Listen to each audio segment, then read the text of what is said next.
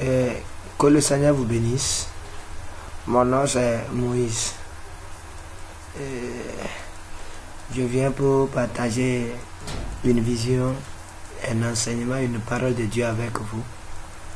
Partout où vous m'écoutez, que la paix de Dieu soit avec vous. Alléluia.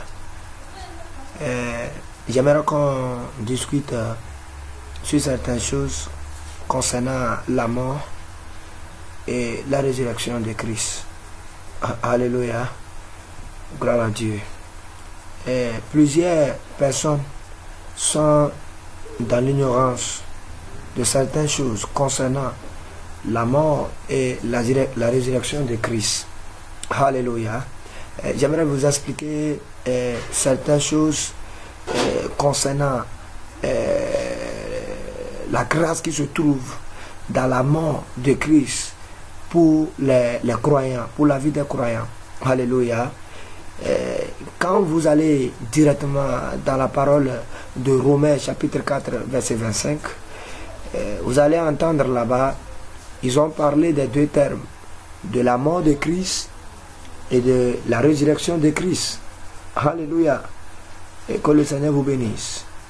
La mort de Christ, le numéro 1, la mort de Christ a amené dans le corps de Christ un avantage. Alléluia. Parce que quand vous étudiez la révélation de Romains chapitre 3 verset 23, la Bible a dit car eux tous ils ont péché et ils sont privés de la gloire de Dieu. Alléluia. Et quand vous rentrez dans le verset 24, on dit ils sont gratuitement justifiés par le moyen de la rédemption et de la grâce de Dieu. Alléluia. En Seigneur Jésus-Christ.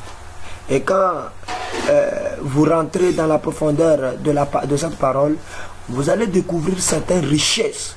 Je dis bien les richesses cachées derrière la mort et la résurrection de Christ pour nous les croyants.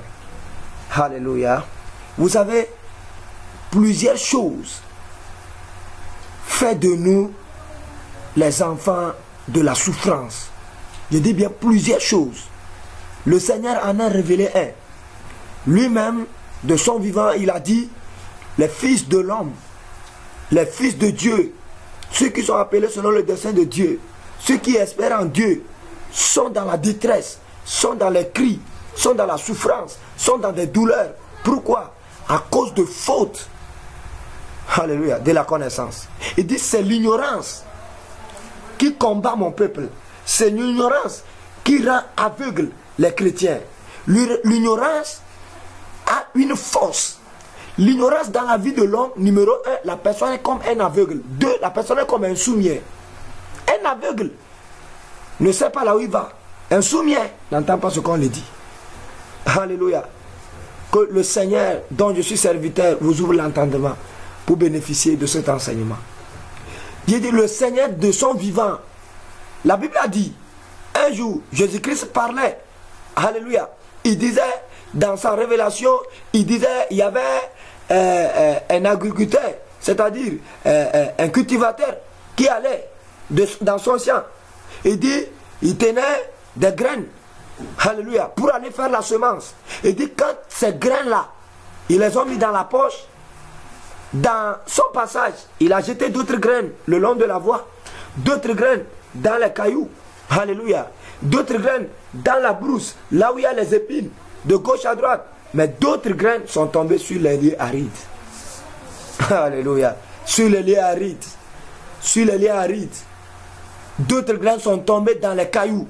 D'autres graines sont tombées dans la brousse. Mais d'autres graines sont tombées, alléluia, sur les lieux arides. Je dis bien sur les lieux arides. Le corps de Christ est composé, ceux qui sont en Jésus-Christ, c'est composé de plusieurs équipes et plusieurs groupes. Il y a le groupe de ceux qui appellent le nom de Jésus-Christ, qui périront dans leurs problèmes. Il y a le groupe de ceux qui appellent le nom de Jésus-Christ et qui vont dans l'avenir renoncer le nom là. Il y a d'autres qui appellent le nom de Jésus-Christ, alléluia, et qui vont accepter la peine de ce nom. Il y a d'autres qui vont appeler le nom de Jésus-Christ et ils vont trouver le bonheur. C'est ceux-là qui sont de la terre aride. Alléluia. Le fait d'avoir le nom chrétien, c'est bon. Mais si vous n'avez pas eu la grâce d'être une graine qui est tombée sur la terre aride, le nom chrétien que vous avez ne vous donnera rien. Alléluia. C'est comme si quelqu'un avait le nom prince et il vit dans le palais royal et il n'a pas droit d'entrer dans la chambre royale, mais il est dans la cour. Il est dans la cour, cela ne signifie pas qu'il est un prince. Il est dans la cour, oui, mais est-ce qu'il a droit à la chambre royale? Est-ce qu'il a droit à la place royale? Il y a beaucoup de princes qui n'ont pas de place, mais il y a des princes qui ont trouvé la place. Ce sont des princes de la terre aride. Il parle des terres caillouteuses, il parle de ceux-là qui marchent sans intelligence, ceux-là qui marchent sans connaissance, ceux-là qui marchent au dédoublement de la confusion, ceux-là qui marchent au dédoublement de la méconnaissance, ceux-là qui vont et qui ne savent pas où ils vont. C'est comme quelqu'un qui est monté dans une voiture avec la clé, mais il ne sait pas rouler. Mais il est dans la voiture. Et il dit qu'il va voyager. Il ne voyagera pas. Pourquoi?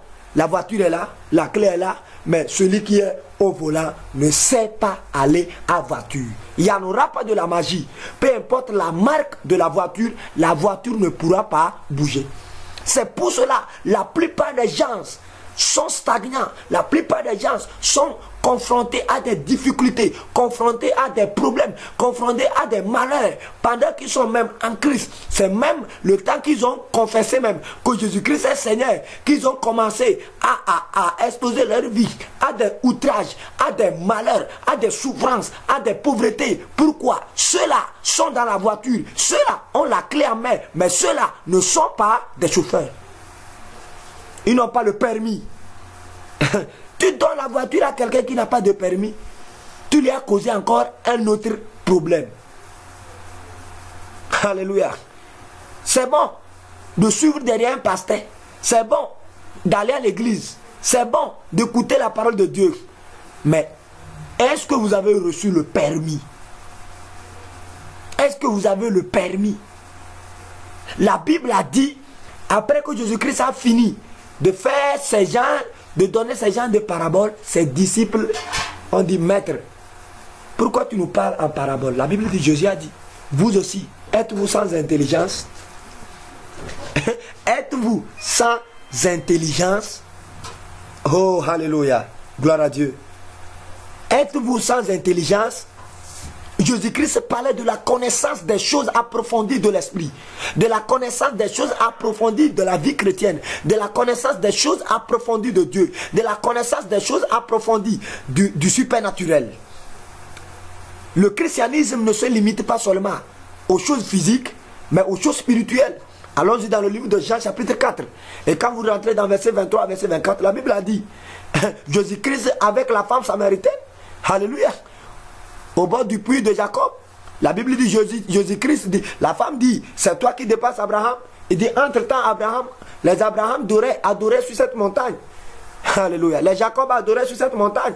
Et la Bible dit, Jésus lui a dit, l'heure arrivera, et l'heure là est déjà là, où les vrais adorateurs, les enfants de la terre aride, les enfants qui sont la graine aride, ceux qui sont appelés sous l'onction divine, ceux qui ont eu la connaissance divine, ceux qui ont eu l'assistance divine, ceux qui sont éclairés, ceux qui ont reçu l'esprit, ceux qui ont reçu la grâce, ceux qui ont reçu la faveur, ceux-là seront des vrais adorateurs. Et leur adoration serait manifestée d'abord dans le royaume spirituel et dans la vérité.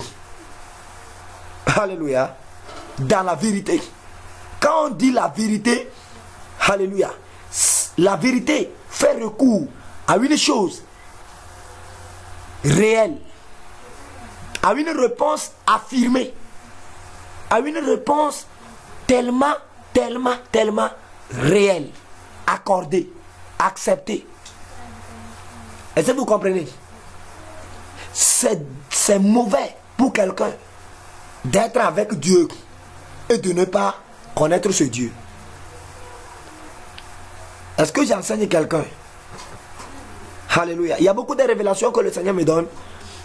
Vous voyez la terre d'aujourd'hui. Vous voyez les gens qui appellent le nom de Jésus-Christ et après ils disent non, vraiment ça ne va pas. Les gens même regardent la situation géographique, les gens même regardent les gens même jugent les choses, les gens parlent de quoi que ce soit. La Bible a dit Jésus-Christ était avec ses disciples et ils sont venus en train de demander de l'impôt.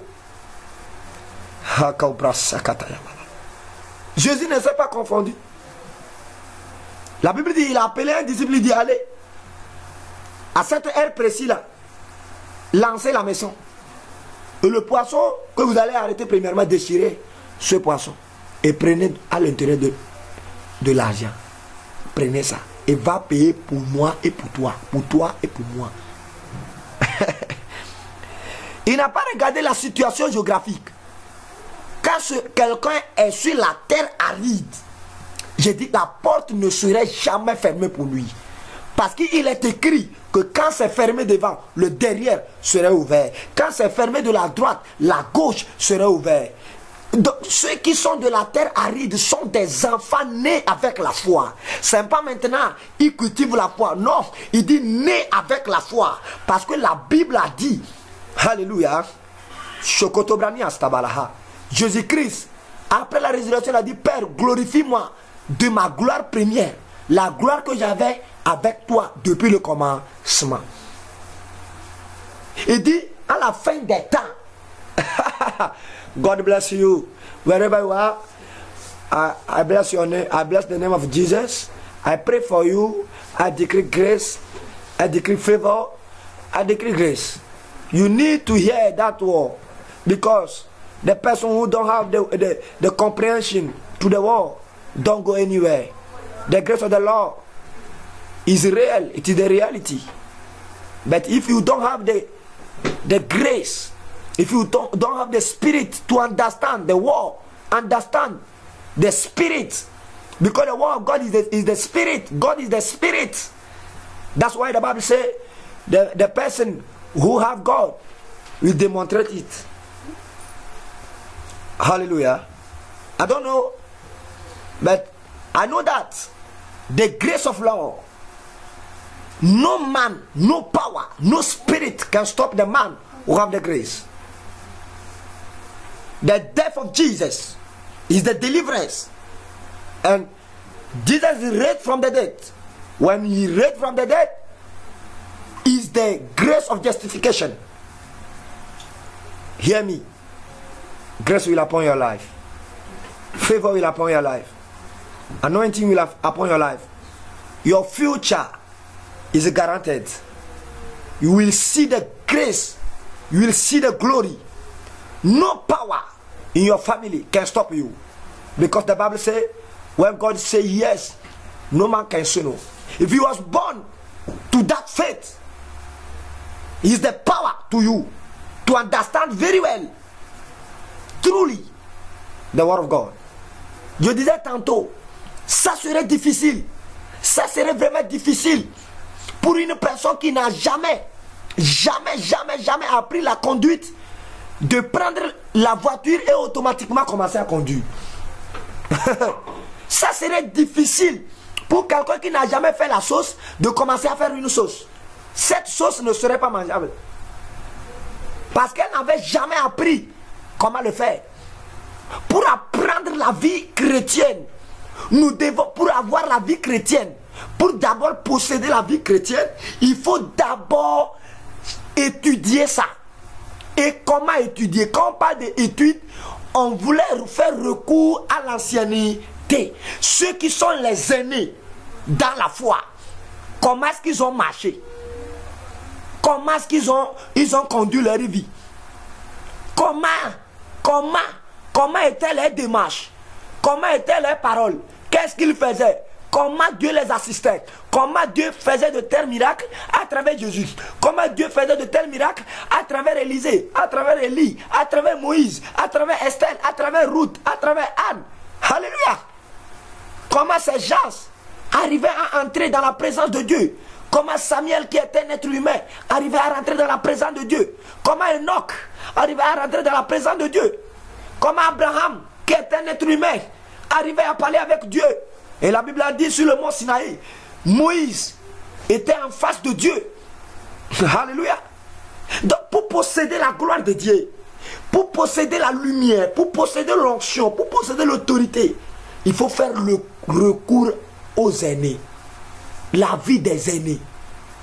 Vous savez, il y a de la confusion aujourd'hui dans le corps de Christ. Il y a de la trouble, il y a des manipulations, il y a des troubles parce que quelqu'un est malade, on le conseille, et quelqu'un est malade, on dit non, Jésus-Christ ne peut pas guérir. Quelqu'un qui a reçu la guérison miraculeuse, les gens disent non, ce n'est plus Jésus-Christ qui a guéri, c'est le diable qui a guéri, c'est Satan qui a guéri. Mais maintenant, faisons attention. La Bible a dit dans le livre de Matthieu, ils se sont entourés, et ils se sont organisés, ils se sont préparés, et ils ont dit, Jésus-Christ, à cause de ces miracles, il vient de Belzéboul. Et la Bible a dit, Jésus les a donné la réponse. Si moi, je suis de Belzéboul, et vos fils, de telles sortes de miracles qu'ils font là, d'où les viennent ces miracles? Alléluia. Est-ce que vous comprenez maintenant?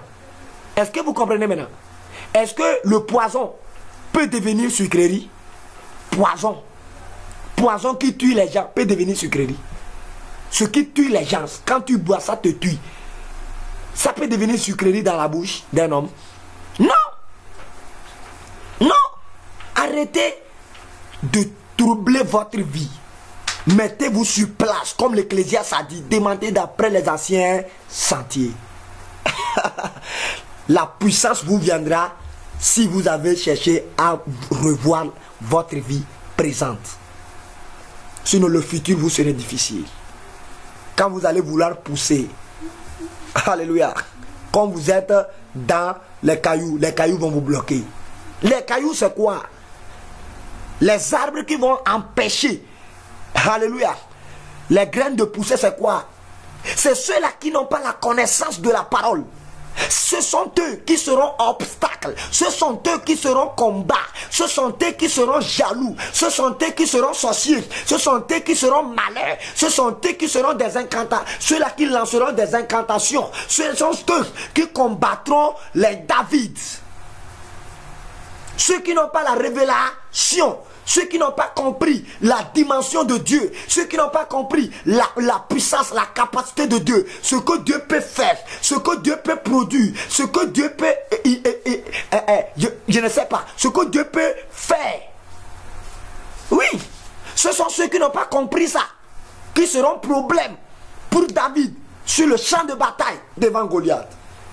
Ce sont eux qui vont dire, David tu es petit, David tu ne peux pas faire la guerre.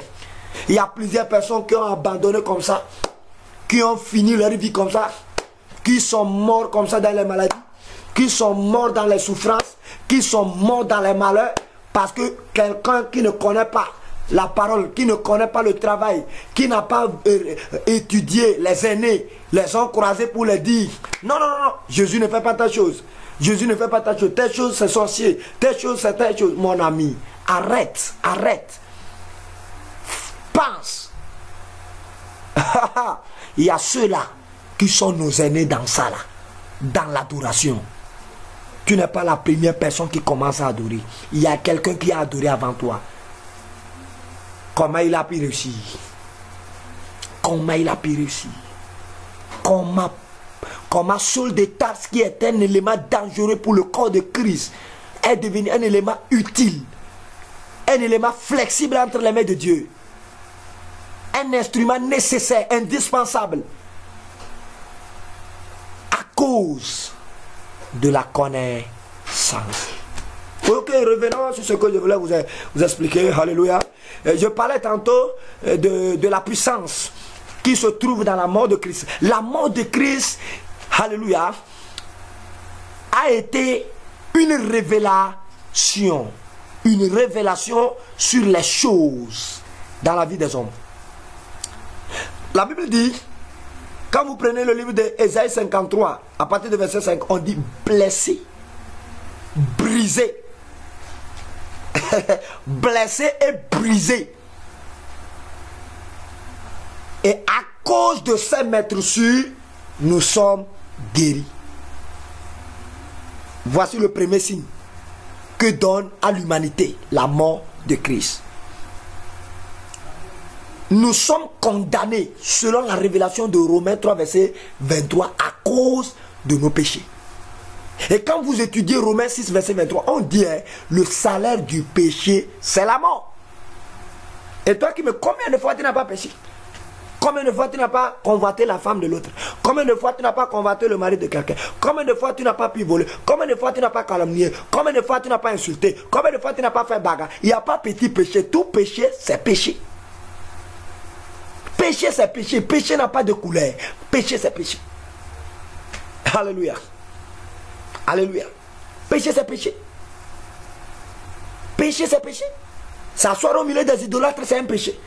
Écouter un idolâtre parler, c'est un péché. Regardez, même, nous péchons. Et on dit le salaire du péché, c'est la mort. Nous tous, nous sommes déjà admis sur la liste de la mort. Nous sommes des candidats de la mort. Les candidats de la mort. Je dis bien, tu es un candidat de la mort. Toi qui m'écoutes, tu es candidat de la mort. Mais écoutez ce qui va se changer. Il y en aura un changement. Toi qui étais candidat de la mort, il y en aura un changement. Regardez la puissance. Regardez la grâce. Regardez la gloire que le Seigneur va nous donner en ces moments, en ces temps-ci. Mon frère, toi qui m'écoutes, laisse-moi te dire, alléluia, tu es sauvé. Je dis, tu es sauvé. Tu es vraiment sauvé. Et tu es réellement sauvé. Laisse d'écouter ceux qui parlent, que tu seras exposé pour l'enfer. Laisse de te confondre, laisse de te troubler, mon frère, tu es sauvé. La mort de Christ, c'est une puissance qui nous donne la vie. Je dis, la mort de Christ, écoutez, je vais vous faire lire ça. Vraiment, si vous êtes là, dites Amen. Regardez ce qui va se passer. Je vais vous expliquer quelque chose. Alléluia, alléluia, alléluia. Exposé pour la mort, exposé pour la mort. Nous sommes les candidats de la mort. Nous sommes déjà candidats de la mort. Nous sommes les candidats du cimetière. Nous sommes les candidats du tombeau. Alléluia. Je dis, nous sommes les candidats du tombeau. Mais la grâce de Dieu vient nous donner une autre dimension. La grâce de Dieu vient nous donner une autre opportunité. La mort de Jésus-Christ nous donne une autre opportunité. La mort de Jésus-Christ nous donne un autre mandat. Un autre mandat se trouve pour toi. Tu as un autre mandat. Dieu t'a donné un autre mandat dans la mort de Christ. Il y a un autre mandat.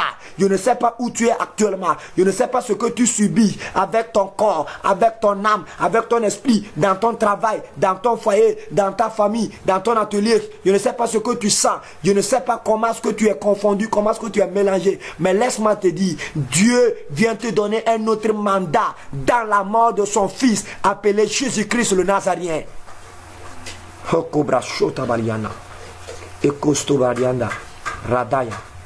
Il y a un autre mandat pour vous, enfants de Dieu. Il y a un autre mandat pour vous. Écoutez, nous allons lire ensemble cette révélation de Romains chapitre 4 et verset. Il dit, lequel a été livré pour nos offenses. Vous savez pourquoi vous êtes candidat de la mort? C'est à cause de vos offenses. Vous êtes candidat de la mort à cause de vos péchés. Vous êtes candidat de la mort à cause de la manière dont vous êtes jaloux sur l'avancement des gens.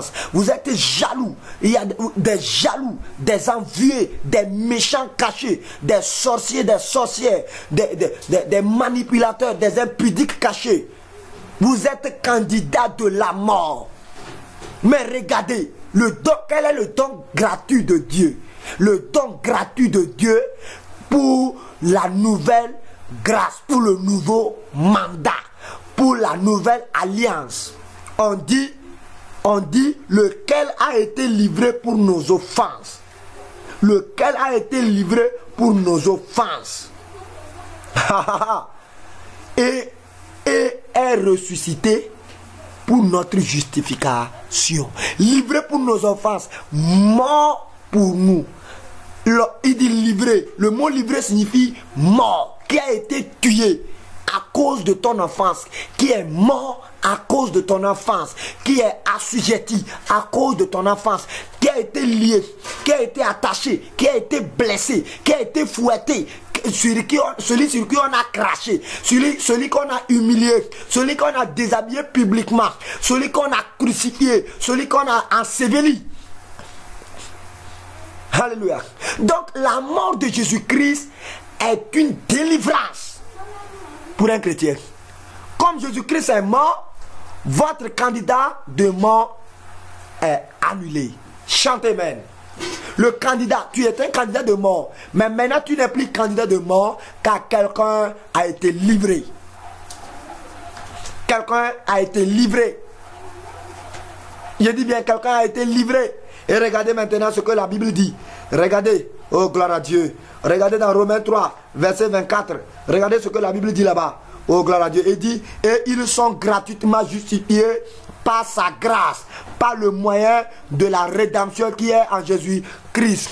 Ils sont gratuitement, je dis gratuitement, de la candidature de la mort à la candidature de la vie, à la candidature du salut. Mon frère, tu as le salut.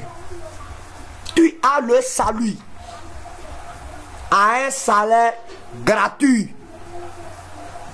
Vous n'avez pas payé. Laissez d'être dans la confusion. Laissez d'être derrière les gens. Laissez d'être dans la confusion, dans les troubles. Il y a ceux-là qui suivent les aînés. Suivez-les. Vous allez arriver. Vous voulez aller sur la terre promise? Suivez Moïse.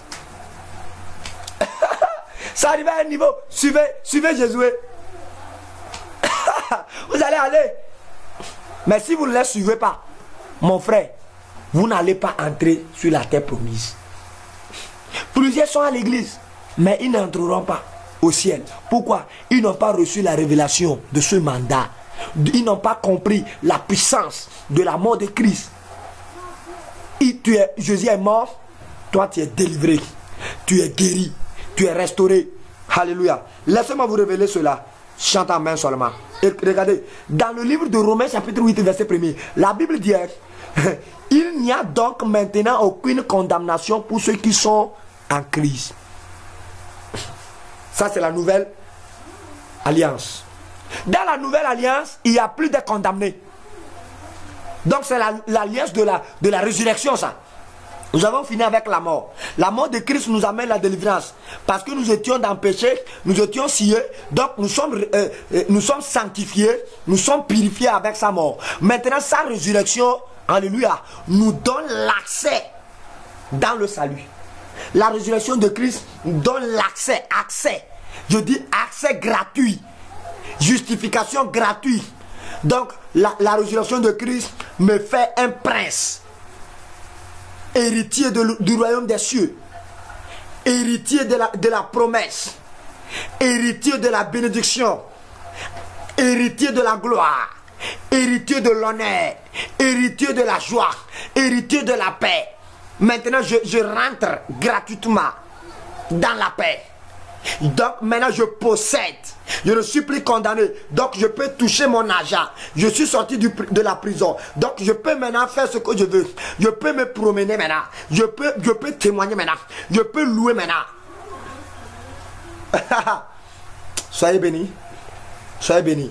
Compte tenu de notre temps, nous allons nous retrouver sur cette page.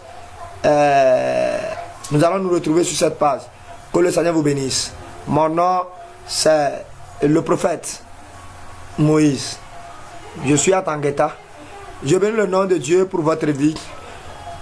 Si vous avez reçu ce message, partagez et enseignez, partagez la nouvelle, expliquez aux gens ce que c'est que la puissance de la mort de Christ pour eux, ce que c'est que la puissance de la résurrection de Christ pour eux.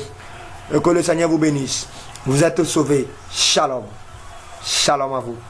Shalom.